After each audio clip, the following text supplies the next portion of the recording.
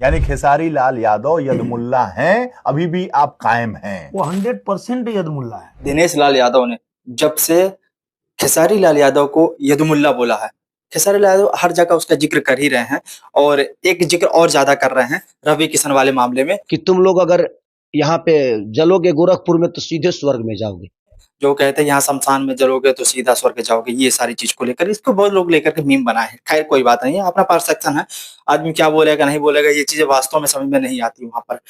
चलिए कोई बात नहीं है, लेकिन जिस तरीके से यदुमुल्ला बोला था दिनेश लाल यादव ने, तो उन्होंने बोला और खेसारी यादव ने तुरंत ऑन द स्पॉट उसको स्वीकार भी कर लिया कि हाँ मैं यदुमुल्ला हूँ। तो अब दूसरी बात यह है कि जब दोबारा वही क्वेश्चन पूछा जाता है दिनेश लाल यादव से, तो वो फिर वही चीज जवाब देते हैं जो वो पहले दिए थे कि भाई मैं अपने शब्द से बिल्कुल नहीं हटने वाला हूँ। और बकवास करते हैं कि वहाँ मंदिर के जगह हॉस्पिटल बनना चाहिए, तो ऐसे आदमी को यदमुल्ला ही कहा जा सकता है। और वो जो बोल रहे हैं वो पूरा क्लियर है। और दूसरा चीज है कि पलटी मार वाला काम तो ये भी करते हैं, खेसारी यादव भी कहीं से कम तो है नहीं। ये माहौल देख करके अपना बात रखते हैं, ये माहौल देख करके पलटी मारते हैं।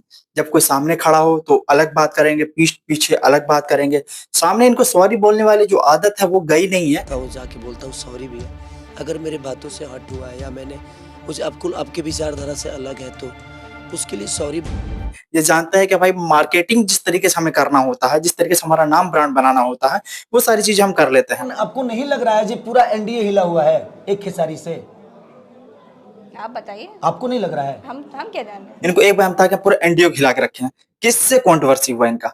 एक सम्राट चौधरी बोल दिए, ठीक है, वो भी आरजेडी को बोले हैं, कुछ इफेक्ट पड़ने वाला नहीं है, ठीक है। लेकिन अदरवाइज आप किससे आपकी कंट्रोवर्सी हुई और कौन आपसे दिक्कत आ गया किसको? पूरे बिहार में चुनाव प्रचार है, ठीक है, पूरे बिहार में चुनाव है और चुनाव प्रचार करने के लिए बिहार वाले भी यूपी आते हैं, यानी राज्य वाले अन्य राज्य में जाते हैं। तो ये कहना तो बिल्कुल गलत होगा कि हमने सबको बुला लिया है। दूसरा चीज ये है कि जब प्रचार करना आदमी होता है तो हर जगह कहीं ना कहीं जाकर के एक दिन में 3-4 रैलियां तो हर कोई कर ही रहा है, तो रैली आदमी कर ही रहा है। लेकिन ऐसा नहीं है कि आपने उस चीज को हिला के रख दिया। एक रवि किशन को और दूसरा दिनेश लाल यादव को और तीसरा पवन सिंह को, जिसमें कि दो की राजनीति में भी कोई सीट पर है नहीं। एक मनोज तिवारी को, मनोज तिवारी ने भी कुछ बोला ही नहीं। तो एक रवि किशन, मनोज तिवारी, ये भी इनके ही फील्ड हैं, सब भोजपुरी वाले से इनकी कंट्रोवर्सी हुई है। तो जब ये जितनी बात बोले हैं सब अपने भाईचारा में बोले हैं और जितनी बात सुने वो अपने ही भाईचारा में सुने हैं। ये किस बड़े पदाधिकारी वाले के साथ में इनकी कंट्रोवर्सी हो गई? ये किसको हिला दिए और कौन इनसे ज्यादा आहत हो गया कि भाई ये सीटियां ले जाने वाले हैं, ये ऐसा वैसा? कुछ नहीं है ऐसा। तुम्हें जो लग रहा है, इनके जो फैंस को जो वहम है ना कि खेसारी हाई कर दिया, खेसारी हाउ कर दिया, बस ये स्टार कास्ट वाले जो इनकी श्रेणी में आते हैं, ये जो स्टारडम इनका है, बस वही सब सारी चीज है, ठीक है। और भीड़ भाड़ पता है कितना होता है, भीड़ भाड़ तो ये चुनाव नहीं लड़ते तो भी उतना हो जाता है भीड़ भाड़। तो भीड़ भाड़ के पीछे क्यों भाग रहे हो?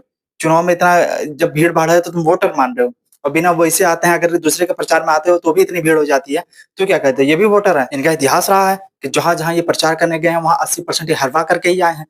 तो अपना कैसे जीत जाओगे भाई? उस तरीके से जैसे कि ओझा सर ने इनको बताया कि भाई वहां जाकर के संयम रखना है, चुप रहना है, नहीं बोलना है। और जो विपक्षी पार्टी होता है वो उंगली डलवा कर बोलने का काम करवाता है कि भाई किसी तरीके से कुछ बोलो। और ये इतने सारे शब्द बोल गए हमारे पिछले इंटरव्यू, हमारे पिछले वीडियोस में आप जाकर के जब देखेंगे तो आपको पता चलेगा इंटरव्यू में क्या क्या गलतियां ये कर चुके हैं। तो अभी जितने भी, अभी एक एग्जाम्पल के तौर पर खुद ही बता देते हैं कि एक जो दुलार चंद वाली जो घटना हुई है, ठीक है, और वहां पर ये बोल रहे हैं कि अगर किसी ने उनको मारा तो जो मारा वो भी जेल गया और जो मारा वो तो मर गया। तो जो मरा भाई उसका घर का परिवार तो तहस नहस हो ही गया, ये जो मारा उसको भी जेल में डलवा दिए। उसको कहा जेल में डलवा दिया, अब तो दो परिवार बर्बाद करती है भाई। जो मारेगा उसको जेल में नहीं डलवाओगे। एक जान चली गई और आप अपराधी को जेल में डाल दिए, तो आपने कितने जिंदगी बर्बाद की? कम से कम 2 जिंदगी बर्बाद हुई है, 2 नहीं। उस परिवार को पूछिए जिसको जेल में डाले हैं, उसका भी परिवार था। तो इनकी विचारधारा आप देख लो कहां से लेकर कहां तक जाती है। कितनी सोच है, कितनी समझ है, बस बोलना आता है। क्या बोल रहे हो, उसका क्या सेंस बन रहा है, ये भी मैटर करता है। सिर्फ बोलना आने से तो, बोलना तो भाई कुत्ता भी जानता, बिल्ली भी जानता, सुअर भी जानता, गधा भी जानता है, हिरण भी जानता है, हाथी भी जानता है। तो बोलने से क्या होता है, लेकिन क्या बोल रहे हो, क्या मतलब निकल रहा है, उस पर भी तो कुछ फोकस करोगे कि नहीं करोगे? तो ये सब सारी चीजें होनी चाहिए। और कट्टरपंथी गाली गलौज करना, ये इनके फैंस की या फिर इनके सपोर्टर की, ये सब सारी चीजें मुझे दिखती है। और वही चीज थोड़ा थोड़ा इनके अंदर भी आ रही है। ये जिस पार्टी से बिलोंग करते हैं वहां पे भी कौन कौन से जयकारे लगाए जाते हैं वो सबको पता ही है। तो ये कहना बिल्कुल गलत हो जाएगा कि विचारधारा ये राम का विरोध कर रहे हैं, कह रहे हैं कि उन्होंने मंदिर दिया कहाँ? यूपी में। उससे कितने लोगों को रोजगार मिल गया? राम मंदिर से कितने लोगों का जीवन बेहतर हो गया। राम मंदिर जब बना है तो वहां पर राम मंदिर जब बनाया तो किसने बनाया राम मंदिर को? जो बनाया होगा अपने हाथों से इंजीनियर ने बनाया होगा, ठेकेदारी मिली होगी, वहां के वर्कर्स को मिला होगा, वहां के जो लोग भी काम करने में जो लोग इन्वॉल्व थे, ठीक है, सुपरवाइजर वगैरह तो हटा दो, वो लोग तो रहते ही रहते हैं। वहां पर तुलसी, धूप, माला, अगरबत्ती, भगवान की जो फोटोज आई थी, भगवान का जो डस्ट मार्बल में आया था, भगवान की जो पीतल की मूर्ति आई थी, इतनी सारी दुकानें लगी हैं, लोग बस से आए, ट्रेन से आए, हवाई जहाज से आए हैं, अपनी गाड़ियों से आए हैं, तो ये चाहे सवारी गाड़ी कर करके आए हैं, तो जो लोग आए हैं गए हैं, तो ये पूरा जो इकोनॉमी है वो राम मंदिर के आगे पीछे ही घूमता है। राम मंदिर कभी आए होते तो पता चलता ना कि राम मंदिर के पीछे कितनी इकोनॉमी है। और ये 200 मंदिर बनाने की बात कर रहे हैं, तो 200 मंदिर ये केवल बिहार में नहीं, अगर पूरे देश भर में बना देना तो ये जो सरकारी नौकरी मांगने वाले हैं ना, ये दिखेंगे भी नहीं। ये मंदिर को हल्के में कैसे ले रहे हो? पूरी मंदिर के पीछे पूरी इकोनॉमी घूमती है, क्या चक्कर है? कुछ नहीं करो, कहीं मत आओ, दिल्ली तो हमेशा आना जाना है, अक्षरधाम एक बार चले जाओ, तुम्हें पता चलेगा कितने सिक्योरिटी गार्ड वहां लगते हैं, सब प्राइवेट सिक्योरिटी गार्ड हैं, कितने सारे अंदर पूरा कैंटीन बनी हुई है, लोग वहां जाते हैं, सिनेमा देखते हैं, फिल्में देखते हैं, अन्य अन्य तरह की चीजें वहां सोच दिखाई जाती हैं।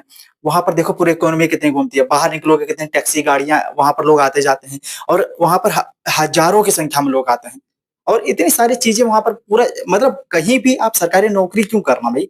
सरकारी नौकरी सरकार के बजट के हिसाब से ही तो होगी। जहां पर जो चीजें मिल रही है बहुत बड़ी चीज है।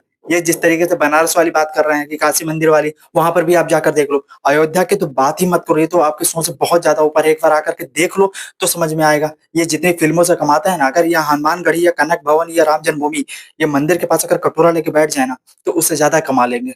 ये मंदिर का विरोध कतई नहीं सहेगा सनातन। बाकी आपकी क्या राय है कमेंट बॉक्स में दागो। जय हिंद।